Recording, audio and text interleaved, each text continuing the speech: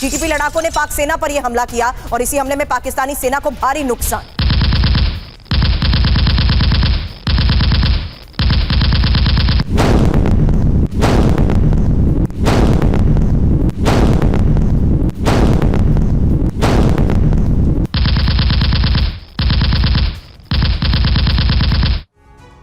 और खैबर पख्तूनख्वा में पाकिस्तानी सेना पर लगातार हमले हो रहे हैं। एक वीडियो आपको दिखाते हैं। टीटीपी ने पाकिस्तानी ड्रोन को मार गिराने का दावा किया है और ये वाना इलाके की तस्वीरें हैं जहां पर पाकिस्तानी ड्रोन गिराने का दावा किया गया है।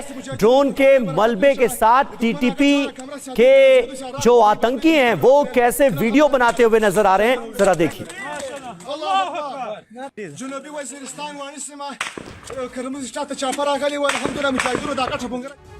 हालांकि एक और तस्वीर जिससे साफ है कि खैबर पख्तूनख्वा में पाकिस्तानी सेना फिर फिसड्डी साबित हुई है। पाकिस्तानी सेना पर टीटीपी का ये एक और हमला।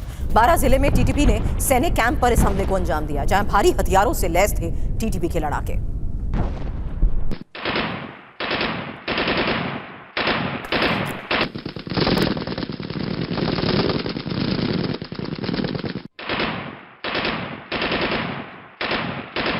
इरशाद साहब, कुल मिलाकर सिर्फ मसला पीओके तक सीमित नहीं है। खैबर पख्तूनख्वा में लगातार टीटीपी के जो लड़ाके हैं, जो आतंकी हैं, वो हमले कर रहे हैं। पाकिस्तानी सेना के जवान मारे जा रहे हैं।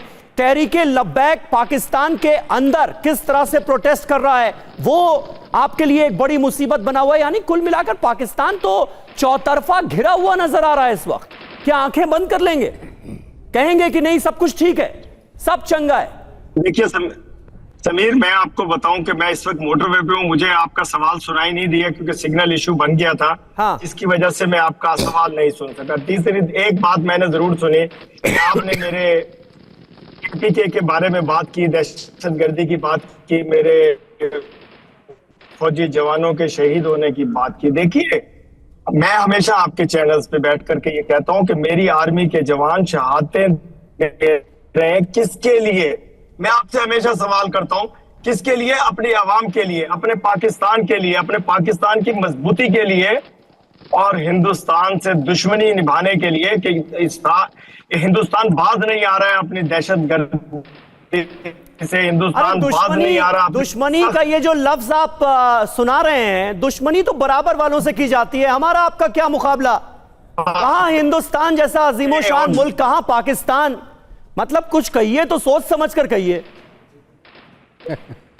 ऑडियो ब्रेक हो गया। दत्ता साहब कुछ कहना चाहेंगे इरशाद साहब की जहरीली बातें आपकी ऐसा है हिंदुस्तान की पाक को वापस भेजा, आपके सिंदूर लगा के पाकिस्तान का सवाल है। पाकिस्तान का मुकाबला नहीं कर सकते, हमारे डिक्शनरी से इसका नाम नहीं खड़े हो चुका है। दुनिया ने पाकिस्तान अपने आप को दुनिया के अंदर दिखाने के लिए कि वो जिंदा है, भारत को उकसाता रहता है ताकि दुनिया में कह रहे पाकिस्तान भारत के साथ जंग लग रहा है, बड़ा तगड़ा हो गया पाकिस्तान। आपका हमारे सामने कोई वजूद नहीं है, आपकी कोई स्टैंडिंग नहीं है। आप वो लोग हैं जिनको 71 में 93,000 की पतलूने उतार के नंगा करके आपके घर भेजा था हमने। कुछ तो शर्म कर लो। आप भारत के साथ क्या मुकाबला करोगे? आप मुकाबला करने के लायक ही नहीं हो। आप सिर्फ दहशतगर्दी कर सकते हो, मासूम लोगों को मरवा सकते हो आप, जैसा पहलगाम में आपने किया। इसके अलावा आपकी औकात नहीं है। और जब आमने सामने की जंग होती है ना, वहाँ जाली फील्ड मार्शल बना के बिठा दिया आपने।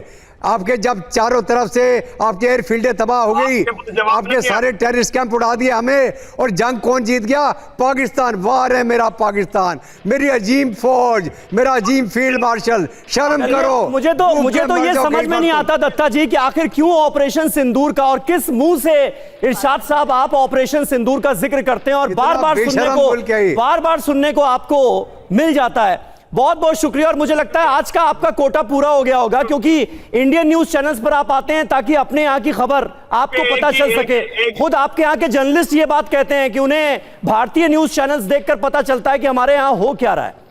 बहुत बहुत शुक्रिया, बहुत बहुत शुक्रिया आप सभी का हमारे साथ इस बातचीत में जुड़ने के लिए, इस चर्चा का हिस्सा बनने के लिए।